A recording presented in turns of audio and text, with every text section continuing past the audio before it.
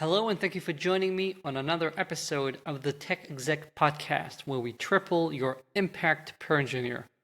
As always, I'm your host, Aviv Ben-Yosef, advisor and consultant to tech execs worldwide, and our subject today is your 2 cents. Before we get to that, let me tell you that if you're listening to this when it comes out, you have about 24 hours to sign up to live session number 3. I have a free 30-minute Zoom webinar, or you can also join on LinkedIn Live, by the way, where I'll be talking about topics from the 3rd chapter of my work in progress book. It's free. You can ask questions. I answer them even. Check it out. The link is in the show notes.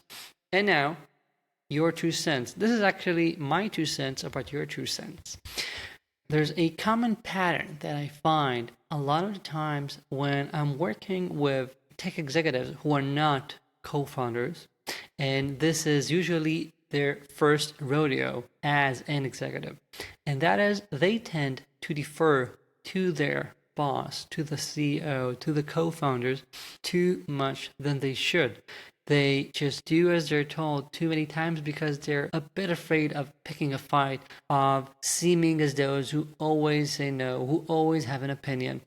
And also, they, I think, feel like it is not their role to say how things should be done unless they're asked. Or maybe they got pushed back once, and since then they're afraid of being those who always complain or something like that.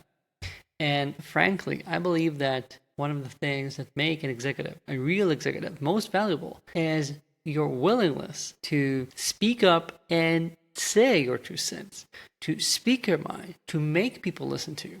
And I want to quickly go over what you are currently losing out on if you allow yourself to shut up too much, if you defer to your bosses too much. One, this is actually part of your job. Even if you have a CEO that doesn't understand this, this is genuinely part of your job. Your opinion about how an R&D organization should operate matters. You're the subject matter expert. So that's one. Two, it is just not healthy for you personally. And if you just swallow day after day and just don't speak up, don't tell people that you think things are wrong, etc., personally, it's going to make you feel less engaged. And that's just bad. You just might burn out because of that. Third, which is similar, other than just this feeling of burnout, you get something else, and that's a sense of disengagement. Just as, for example, we know that you shouldn't let some hero coder come and fix code all over the company, because then people feel like they don't have code ownership. They don't really care about the code enough. When someone else is calling all the important shots and you don't feel like the organization is actually yours to lead, you're just kind of babysitting it, you feel like you don't have ownership for it. And then when things fail, in the back of your head, you're always going to tell yourself, well, it's not really my fault. And I don't think that's healthy.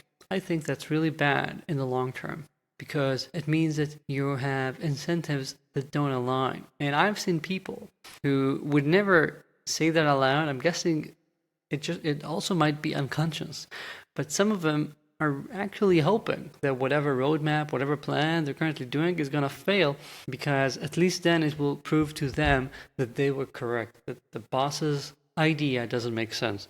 And I'm like, what are we aiming to achieve here? And the worst case scenario is if that becomes some sort of a self-fulfilling prophecy, right?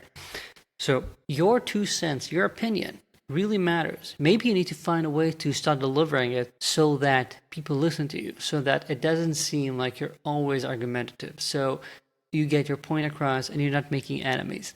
But if that's the case, focus on that, but don't shut up. Don't effectively turn yourself off. That's not good for anyone. And one way to start doing that, which I think is nice, and that's why the name of this episode is Your 2 Cents, is to literally say that you're gonna try and give your 2 cents. When someone says that, it's not too prescriptive. You're not coming over and saying, no, you guys are wrong. Here's how you need to do this. Here in Israel, most people will just cut to the point. But even here, just recently I talked to another person who has this problem. So you have to be a bit more PC about it. don't just directly say, I think this is plain wrong. For your first times, I do believe that eventually you should be able to just say the truth immediately. But if you're working on your courage, or if you're creating a relationship that makes the other person actually open to listening to you, start by saying, my 2 cents. Here's what I think. Here's my experience. Or I want us to also consider that.